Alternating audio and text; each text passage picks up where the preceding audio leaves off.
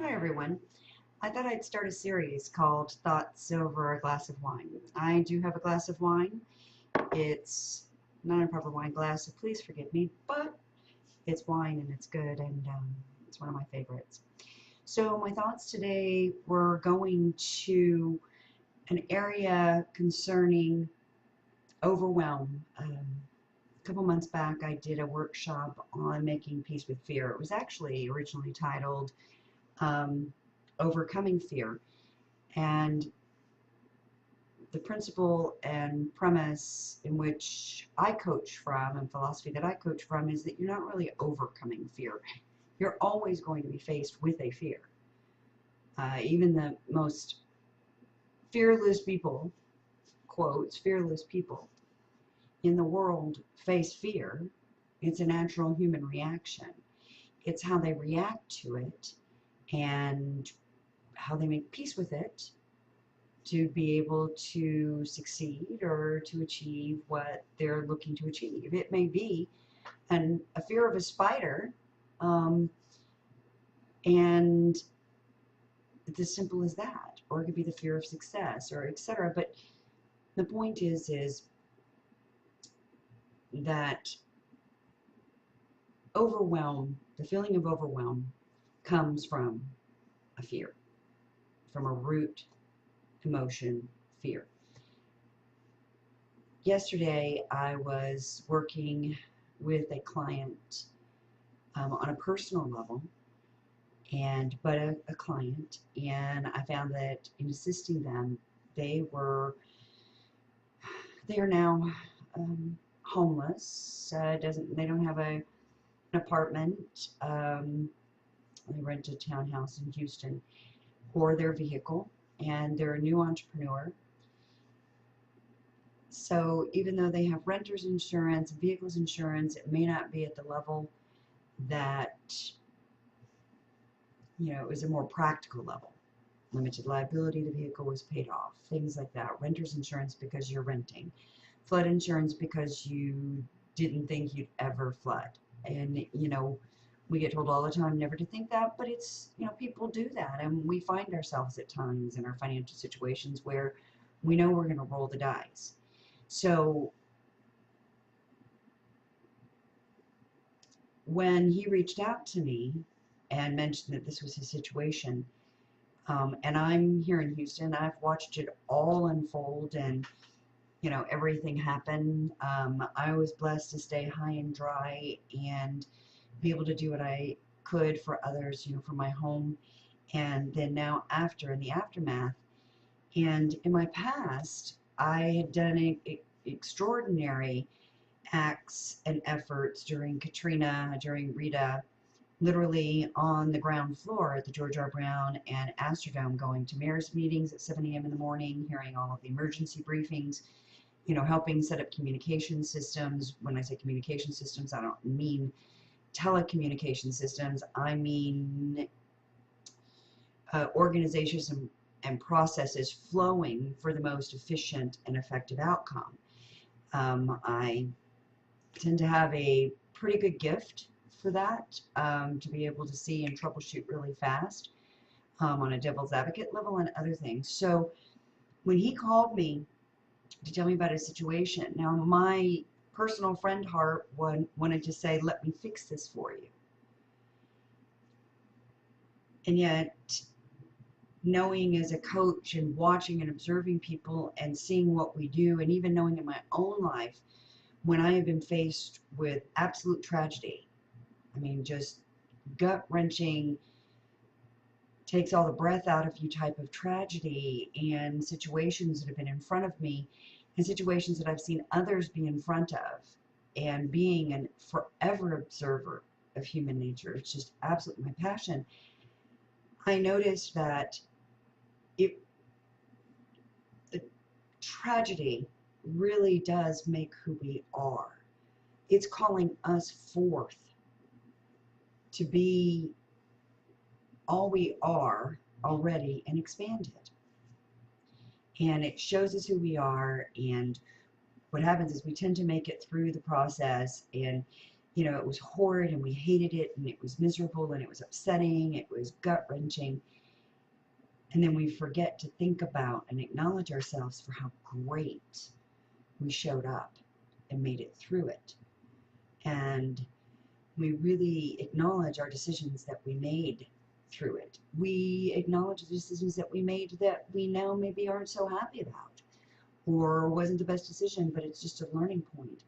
So in his overwhelm, and this is a person and a client that whose history comes from a long history of infliction of he should have a very low value of himself, and his world treated him very unkindly. The fact that he has started his own business is just monumental, and beyond many things he ever would have thought of doing, 7 years ago. I started coaching him 4 years ago. And the fact that he has his own business, and now, he just started it a couple months ago, now being faced with his homes, he doesn't know if his home is actually flooded all the way in. When he was rescued by a boat, he knew that his garage had taken on about 3 to 4 feet. He had a second and third level, but he was in between the two biosystems that they were getting affected by the release of waters. Everything was fine after the storm. So imagine the human condition. You think everything's fine. You think you've made it through the worst of days, 3-4 days of rain and floodwaters, and the day the sun actually peeks out of the clouds a little bit, they release these waters and your house now floods. And you have to be evacuated by a boat. You have 15 minutes, he said. He said he had 15 minutes to grab everything he could. Well, today is Friday. Yesterday was Thursday. So that was Tuesday for him.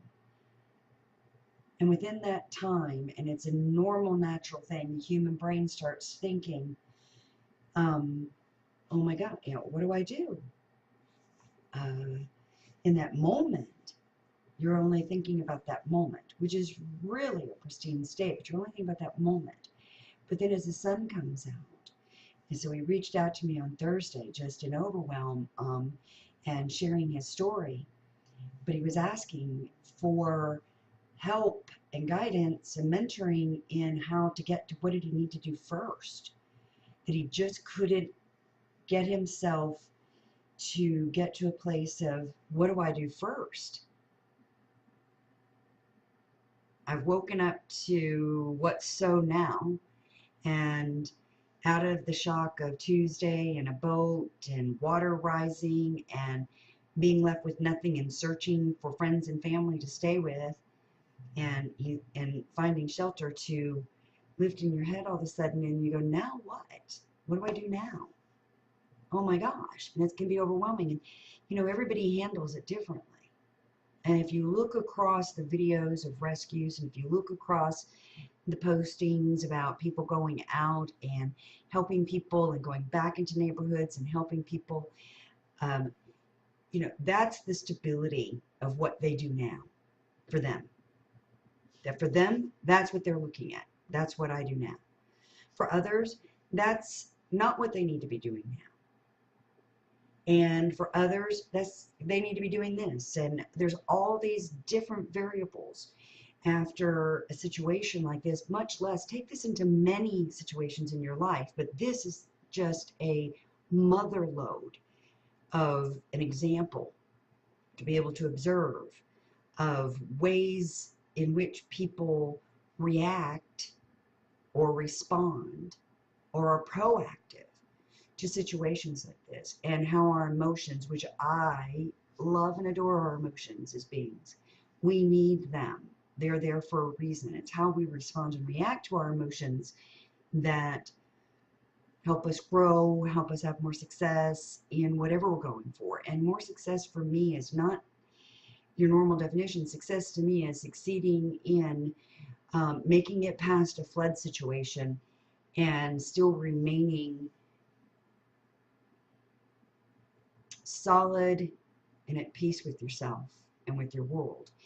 So I'll tell you some of the processes that I took him through and that I've taken some other friends and clients through over this last week as calls were coming in or as I was reaching out to check on people and to see if everything was okay. So when the brain is in overwhelm, and it can be an overwhelm and you not even quite know that it's an overwhelm, sometimes it can go into a paralyzed state and everything seems kind of surreal. And that would be very normal in situations like this, that you may go through days, you forget what day it is. Many of us here in Houston have forgotten what day it is. So the very first step is you first take a deep breath, and you don't have to be hokey pokey, and you don't have to take a deep breath, but the point is to stop. Just for a second, stop. Stop, and all those questions and all that overwhelm is running through your head. That's where the overwhelm is coming from, is all of your neuron synapses are triggering at the same time, and you're thinking past, what just happened, present, because all of this stuff is around you, and future, what the hell are you going to do? When all of those are working all together, that's overwhelm. And that comes from fear. That's your core base of fear. The fear is, I'm so overwhelmed, what in the hell am I going to do?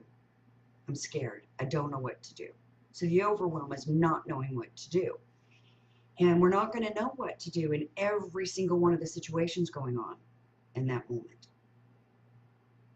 Especially in a disaster situation, emergency situation.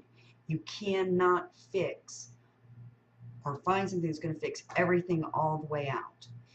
You need to come back into the future. You need to come into the present, and you need to say, what is it that's important first?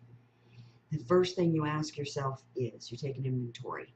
What do I have? Don't ask, what don't I have, or what did I lose? That will take you back into the overwhelm, because your brain wants to start saying, fix it, fix it, fix it. You know, I need it. I feel that emotion of pain and the word loss. So it's going to try to fix it. It wants to keep you happy. Your brain and your being and your soul want to keep you happy. So you ask yourself, what do I have? For my friend and client, I have a roof over my head right now. Don't let your brain go into, but it's not where I want to be, and it's not perfect, and no, I have a roof over my head, a simple inventory. I have food available every day and water. I have hygiene facilities to me. I can go to the bathroom. I can take a shower. I can shave. Maybe I need to shave, but no, I'm just kidding. I can shave. I can walk outside and not be standing in sewage water. I can make phone calls because I still have a phone. I still have reception. Don't go into, because this person, it was spotty reception. I still have reception. You go into the things, oh, and he had grabbed 15 minutes worth of clothes. So even going through each piece of clothing, 2 pairs of pants, 2 underdrawers, 2 shirts, pair of shoes, that. And then I said, now that we have that inventory, great, now you know what you have. Now, what is important right now? If what you have that you're grateful for, you feel you don't have enough resources in front of you, you don't have enough. So what's the next step? I said, well, I need the money, but my business is, I can't get to my business, etc. Okay, what are some ways in which you can put into action that income is happening? So see, all of these are questions. It's to wake up the person so that you begin to start thinking for yourself. I need this for myself when I get so close to a situation that I'm very emotional about it and I'm holding on to things. So what is it that you can do next that can bring in that income? You start getting that working. It'll keep working and it'll keep going on in the background for you. So we came up and we knew, apply for the FEMA unemployment. Apply for all FEMA things. Apply for all of the things that are around you, all of the resources that are being provided. These are not handouts. These are hand-ups. These are situations that the American people and your community have put together and have made sure that we as taxpayers have made sure that we care and protect and think about our people and are compassionate financially and understand that water, food, and things given out right now are not going to carry the person past that point. They need income. So they know that there are people who are entrepreneurs that went without an ability for X period of time, being able to earn income. They're hourly workers, they're et cetera, et cetera. So that's what that's set up for. Utilize those. Get an application in and get it in fast. That's at least working in the background. While that's working, whether you get declined or whatever, that's a piece that's working. Now you got something working on income. Now you want to find out first, okay, so what do you need to be able to continue your business? First of all, you find out, is your business okay? So the retail location is good. Can't get to it right now because there's no vehicle, because the vehicle is flooded at the residence. So you keep going through these steps and you keep asking yourself, okay, so what is it I need next? Then you put an action in place. You don't just draw it all out. When you've got situations like this, after producing downtown events for the city of Houston for, well, roughly about 7 to 10 years, it really shortened my time as a perfectionist of wanting to make sure everything, every I was dotted and every T was crossed, and that the plan could go through over and over and over without fail. It really had me get that action, thought out, non-emotional,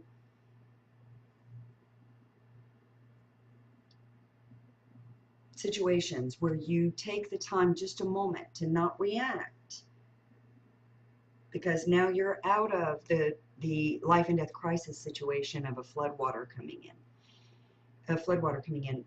So now if you take the time to respond, take a section at a time. When you feel the overwhelm and you feel there's so much to do, pull it back. I can't even begin to tell you how great it is, and to know and see all of the people. I mean, these are what people are, this is the attitude that people are employing. And this is the attitude that works. I have friends who are showing videos of themselves and cleaning their homes and getting them ripped out. And their posts are not about worrying about how they're going to pay their mortgage right now. It's not about how they're going to pay their bills and how they're going to replace all of these things. They're focused on demolition, get it ripped out, get it to where the next point is of them being able to create some sort of stability in their lives. From stability, from a core place of when you know you feel good and stable and you're confident that you can grow, that squelches fear. Fear comes from the place of, I don't know what to do. It really is there. I mean, even if you want to say fear, over a spider, it's still the fear of, I don't know what to do. There's a spider in front of me and I don't want it to bite me, and I'm afraid it's going to bite me and I don't know what to do at this moment. We fear the unknown so much, and it's a normal, natural thing because it keeps us relatively safe. But to move forward and to not be paralyzed by this situation that has happened in Houston, and any time in our life when it's takes you kind of out of the game for a little bit.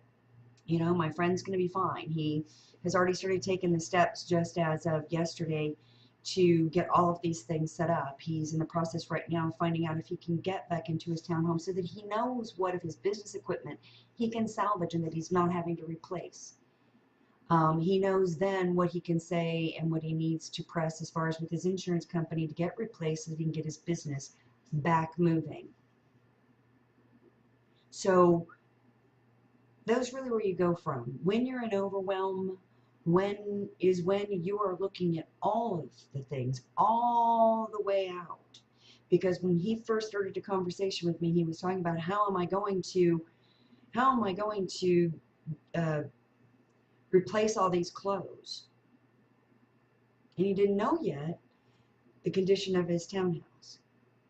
How am I going to still handle my business? But he didn't know yet if his business equipment at his townhouse had been damaged.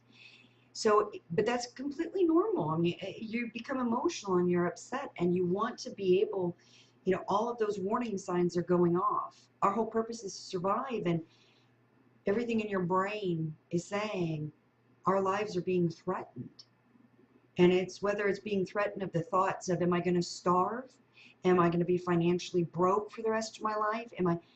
We are geared and triggered to come up with those questions. That is the morass, that is the chatter, and it has a purpose. So going back, gearing down, going to the core of what do you need first, even if you have to go all the way down to the core, what do I need first, is just to take a breath and just slow down and know that with each and every step, with one step at a time, you'll be through this, we'll be through this, and the greater person that we have become will rise out of it and be seen. And I, as an observer of this great human condition, am just thrilled and tickled to see the growth and the gratitude and the spirit of the human people through this. God bless. Have a great day.